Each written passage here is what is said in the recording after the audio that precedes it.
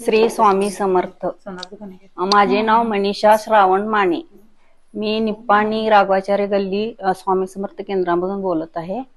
म्हणजे मला तसं म्हणजे खूपच माझी परिस्थिती भयानक झालेली, तो प्रसंग मी नाही सांगू शकत, पण त्यातून अतिशय चांगल्या प्रकारे मी त्यातून सुधारत गेले। फक्त स्वामी समर्थांच्या कृपेमुळे आज मी जिवंत पण आहे। स्वामी समर्थांच्याच मुळे, स्वामी समर्थांचं मंदिर म्हणा किंवा आमचं हे स्वामी समर्थ केंद्र म्हणा, माझं माहेरघरच असल्यासारखं झालेलं आहे।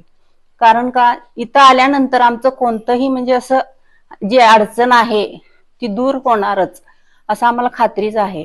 आणि आम्ही म्हणजे महिन्याच्या पहिल्या रविवारी गुरुचरित्र पारायण करतो, त्याचे आम्हाला चांगलेच अनुभव आलेले आहेत।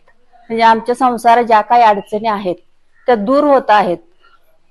आणि मेन म्हणजे काय झालं म्हणजे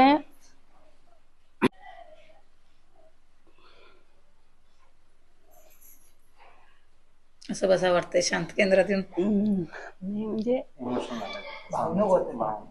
स्वामी भावना होणार मग माझ्या या परिस्थितीतून सावरणं मला खूपच मुश्किल होत होतं। पण मी स्वामी समर्थांच्या सेवेमध्ये आता जवळजवळ एक 7-8 वर्ष झाला आहे। त्यामुळं म्हणजे मला असं आता कॉन्फिडन्स आलेला आहे की मी माझा संसार चांगल्या प्रकारे सांभाळू शकते। माझी 2 मुलं आहेत, त्यांना कसं शिकवायचं हा माझ्या पुढे प्रश्न होता। पण आता हळूहळू मी ते सुधारणा करत माझी 2 मुलं आता पुण्याला चांगल्या कॉलेजला शिकत आहेत। ते फक्त आमच्या स्वामी समर्थच्या मुळेच शिकत आहेत। आणि मेन म्हणजे मला काही करण्याची इच्छाच होत नव्हती, तरी पण आता माझं स्वतःचं मी पार्लर 2 ठिकाणी खोललेलं आहे। म्हणजे स्वामी समर्थांच्यामुळे एवढा कॉन्फिडन्स आला की आम्ही आमच्या जीवनात यशस्वीरित्या आता जगत आहे।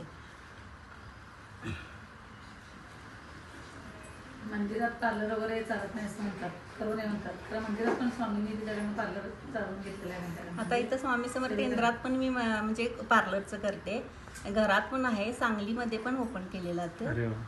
आणि त्यामुळे म्हणजे चांगलं झालेलं आहे। स्वामी समर्थांच्या सेवेमध्ये आल्यामुळे आमचं खूपच चांगलं झालेलं आहे। एवढंच बोलते मी। थँक्यू।